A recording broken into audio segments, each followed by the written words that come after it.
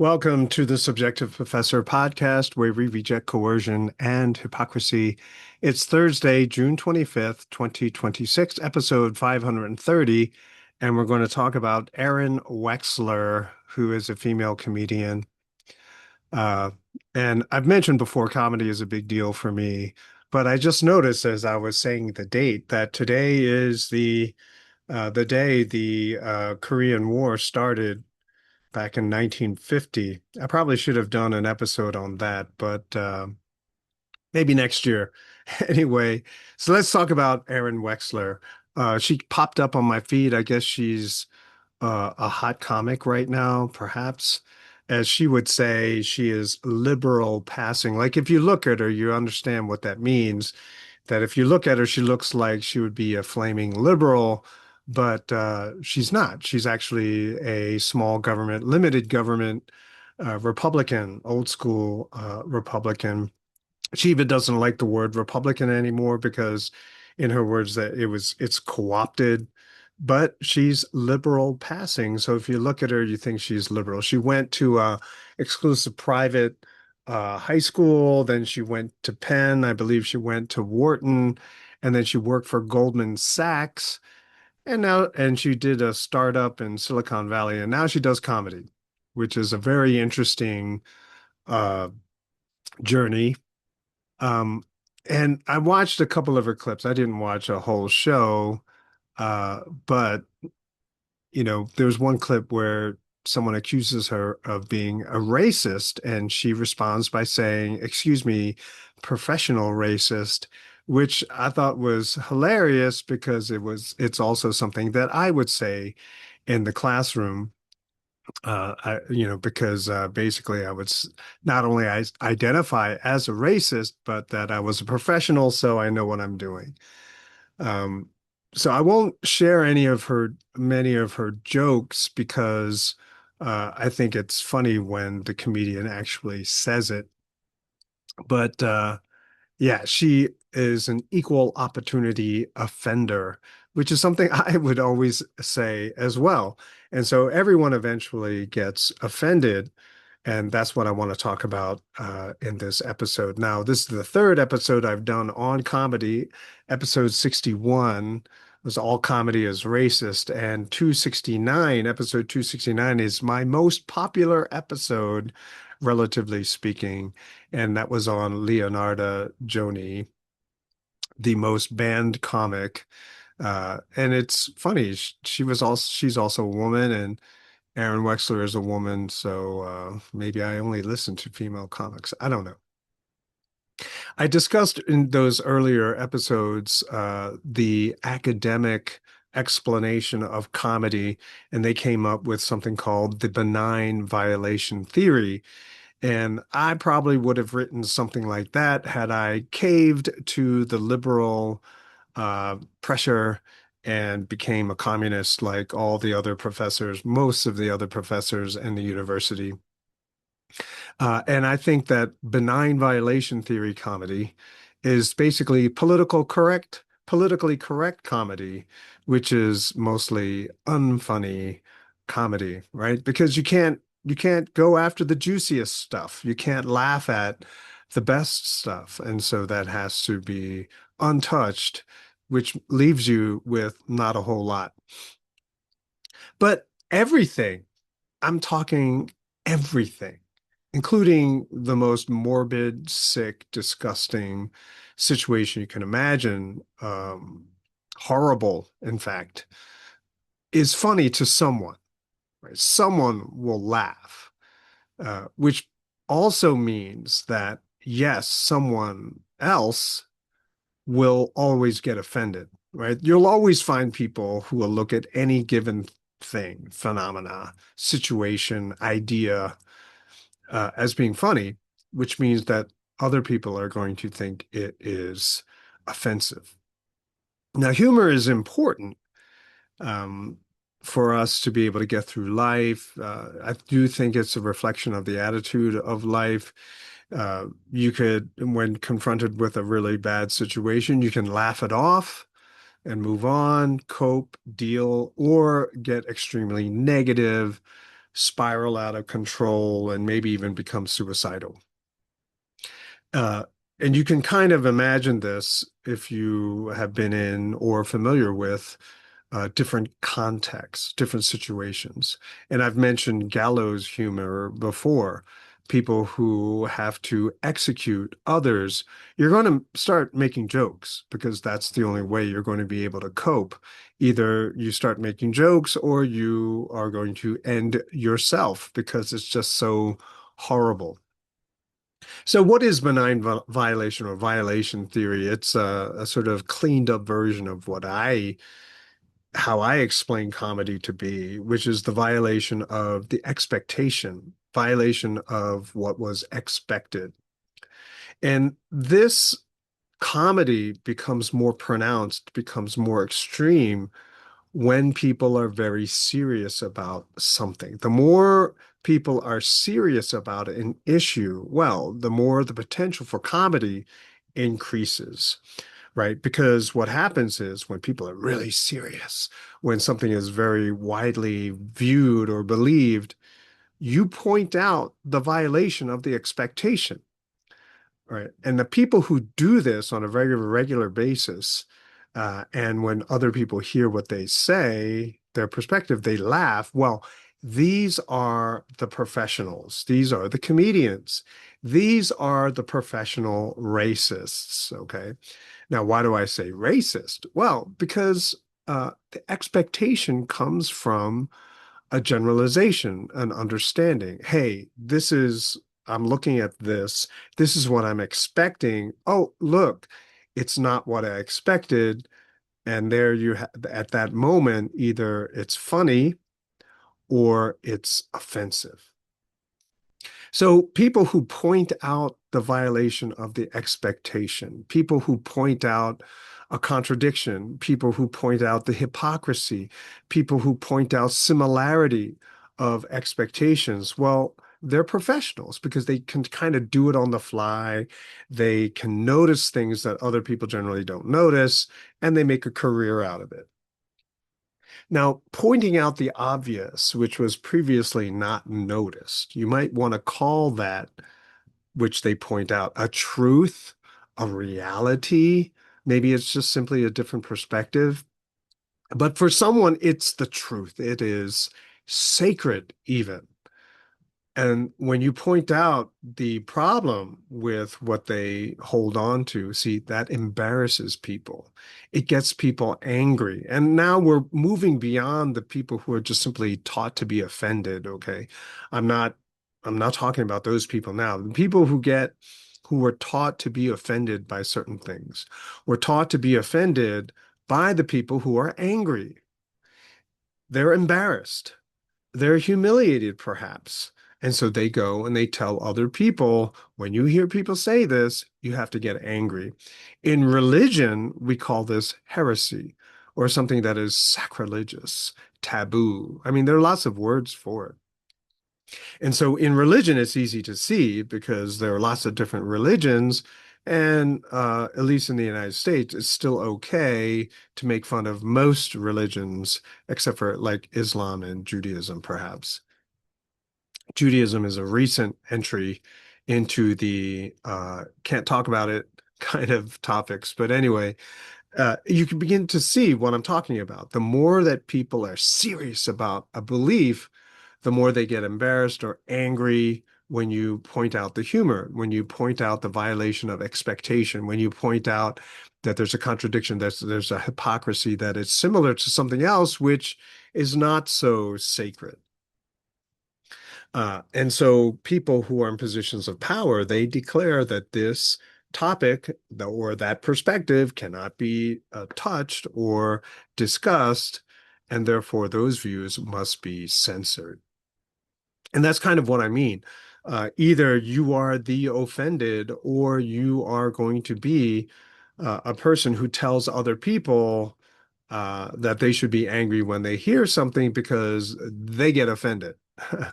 You know, and that pretty much, and I've said before that when people would take my race class, um, I remember one year someone basically came out and said it. Tell me what I'm supposed to be offended by, and then tell me what I'm supposed to do, right? And I was like, yeah, that's not what this class is. You signed up for the wrong class. Other people are going to do that for you, and so there's plenty other instructors who will do that. So, but not this class. So that's basically comedy. And there are different degrees of comedy, different levels, different types. But that basically is the gist of it. There was an expectation, the expectation was violated. And so, depending on the context, depending on also your own personal experience, it's going to be funny, or it's going to be not funny, or it's going to be offensive. And the not funny, people who are not amused or don't recognize the comedy, it's a knowledge issue. Okay, so I'll just leave it there. But it's a knowledge issue. Either you had a really horrible experience, and so it can't be funny to you, or you just don't get it because it's a different culture. You have no knowledge about a certain topic. It's like The Big Bang Theory. I thought that show was hilarious, but a lot of people who see that, they don't get the joke because they're not very academic. They weren't very good at science, and so a lot of that humor is lost on them. But anyway, so the fact that their comedy exists means that there are generalizations, or as I like to say, racializations, categories that are created with a single characteristic. And so the generalizations exist, and generalizations by their nature create expectation or assumed understanding. And so we're talking about uh, generalization in a way which highlights an aspect which you didn't notice before. And that potentially is hypocrisy. But if what's being pointed out is your sacred cow, is something that can't be touched, well, something that you treasure, then that's when you get offended. Now, keep in mind that I mentioned this before with comic Dave Smith when he brought up what happens when he fights with his wife. Yeah, so different people will employ different strategies to protect their sacred cow. Women do it all the time, and so I think that's why for me it's kind of fascinating to see a female comic. But in any way, so all of us basically exist with certain absolute generalizations. Like we believe certain generalizations are absolutely true. There are no exceptions until someone points them out. And then we're surprised. Either you're embarrassed or you laugh or you get angry. And so basically everything is a white swan. And you don't believe that there is such a thing as a black swan until someone throws one in your face. Then what do you do?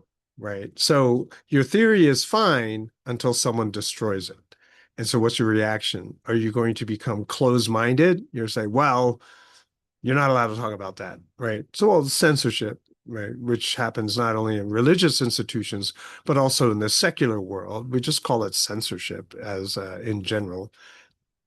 But whenever that happens, you see, really what our reaction should eventually be, if not, even if it's not initially so, it's a challenge. Comedy becomes a challenge to all the listeners. It points out hypocrisy. It points out things that you didn't know before, which is kind of embarrassing. And so you have to laugh at yourself. You have to laugh at the things that you thought were true. And so at that moment, you have a choice. Are you going to think about it some more and say, oh, yeah, yeah, I guess I shouldn't be upset about this kind of thing in the future, right? Because it is kind of funny. Or you say, oh, that person, I will never come see that person's show ever again. So when you hear the comedy, it requires further thought. And any comic, especially these days, you're going to have really offended people. Actually, even back in the day, uh, I talked about Gilbert Godfrey. I don't know if you remember that comic. He, after 9/11, was right the night of 9/11, I believe. He had a show and he started telling 9/11 jokes. And some people got really upset with him. And he was like, what? you came to see comedy. I'm giving you comedy.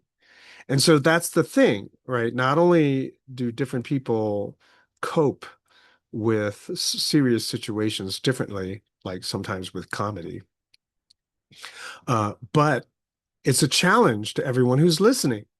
Are you going to allow yourself to see certain situations from different perspectives, or are you going to become a conservative and say, no, this is the only permitted, acceptable perspective, right? And so that's what comedy is. It's a challenge. Look, other people are looking at this phenomena and this is what they're thinking. Funny? Not funny? But it requires more thought. In other words, we have to get more detailed. I can laugh at a lot of religious jokes because I realize on a superficial level, that's what it appears to be. My response was always to dig deeper. Like, why is it this way? And the same is true for everything, social theory, anything you hear in school. And after the examination, does it survive?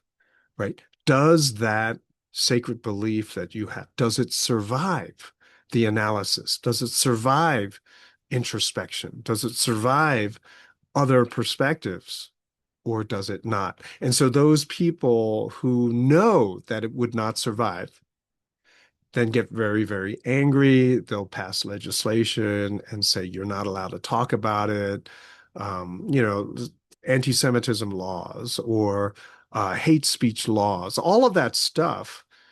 To me, whenever someone has to pass a law like that, it means that they know that the concept is weak. They know that the position is indefensible. That's why you have to use force to get people to comply. So, began talking about Arynne Wexler, who I think is funny, uh, and she was a limited government comedian, which I thought was really interesting. But it's a different take on racial categories or categorization, racialization, which I talked about the other day. Now, racial categories are important because they are stereotypes, generalizations, assumed understandings. Here, this is where we get important. Assumed understanding, which create an expectation. And so this is a necessary step in learning. As I said, when the racial category is made known to you, it's a challenge. Are you going to refuse to get more detailed and suddenly become a backwards looking conservative? Or are you going to try to understand more? So one can disagree with the interpretation that a comedian is presenting to you, right? You may not think it's funny, but you still have to understand why other people will see things in a different way. Also, even if you laugh at something, then it still is a challenge for you, right? Then why do I believe it? Should I continue to believe it? What kind of adjustment do I need to make? How does it change how I think about other things? So without racialization, generalization, in other words, generalization, there would be no comedy because there's no joke to get. But if there's no generalization, then there's no easy way to learn. You have to memorize everything. There's no pattern recognition. There are no formulas. There are no principles that you can follow, an easy way to sort of say, oh, when you're in this situation, this is what you got to do, right? There's no pattern. You have to memorize and know and first experience and probably mess up before you understand what you're supposed to do in that specific situation. But because of generalization, because of categorization, because of racialization, we can sort of simplify things to a certain point until someone points out contradiction, until someone points out hypocrisy or the lack of detail, superficiality, shallowness, right? And so it's a necessary component of learning. And because most knowledge, if not all of it, is a kind of generalization, is based on some generalization, there is always the potential to grow. There is always potential to understand something better. And that's pretty much what this channel is all about. If you encounter a problem, you're stuck. The solution is always you got to do more research. You got to do more understanding. And I've talked about this before in a different context, but just to raise it again, there is this thing called Lorenzo's oil. I remember seeing a movie on it when I was a kid, and all the doctors said there's no cure for these. Nick Nolte was in it, and his child had some weird condition, and all the doctors wrote him off and said, "Yeah, this is incurable. There is no cure. Your son is going to die," or something like that. And they refused to accept it. They did their own research, and it's not even like they were scientists themselves, but they did the research and they found something which would prevent further deterioration. I think it was too late for their son, but a lot of other people benefited from Lorenzo's oil. And that's kind of what I'm talking about, right? You, you don't have to accept the prognosis or the conclusion that there is no solution, right? It's just another challenge. And so that's the interesting aspect of comedy, I think that a lot of people don't really understand, which makes comedy so important, and which is why banning and censoring comedy, especially the stuff you don't like, is really a horrible thing to do. That's it for this episode, and I will talk to you next time.